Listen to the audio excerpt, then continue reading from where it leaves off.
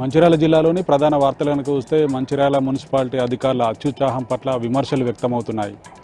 ఎలాంటి టెండర్లు పిలవకుండానే జిల్లా కేంద్రంలోని అర్చనాటెక్ చౌరస్తా వద్ద డ్రైనేజ్ నిర్మాణం కోసం తవ్వకాలు జరపడంతో షాప్ల యజమానులతో పాటు మార్కెట్కు వచ్చే ప్రజలు ఇబ్బందులు పడుతున్నారు.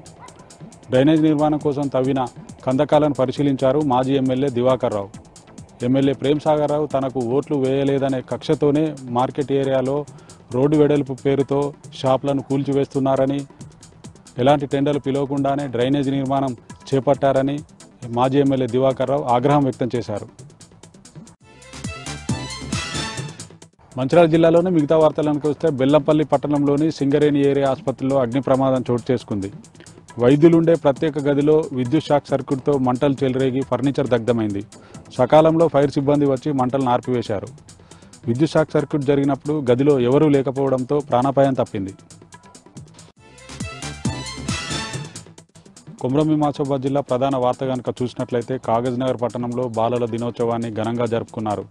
పలు ప్రైవేట్ పాఠశాలకు చెందిన విద్యార్థులు పట్టణంలోని పలు కాలనీల్లో ర్యాలీ నిర్వహించి రాజీవ్ గాంధీ చౌరస్తా వద్ద మానవహారం నిర్వహించారు. ఈ కార్యక్రమంలో పలు ప్రైవేట్ పాఠశాలకు చెందిన ఉపాధ్యాయులు, సిబ్బంది పాల్గొన్నారు.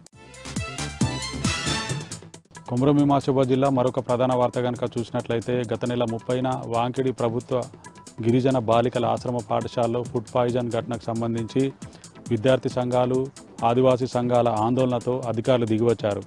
విధుల పట్ల నిర్లక్ష్యం వహించిన ఆశ్రమ పాఠశాల హెడ్ మాస్టర్ శ్రీనివాస్ను సస్పెండ్ చేశారు అధికారులు.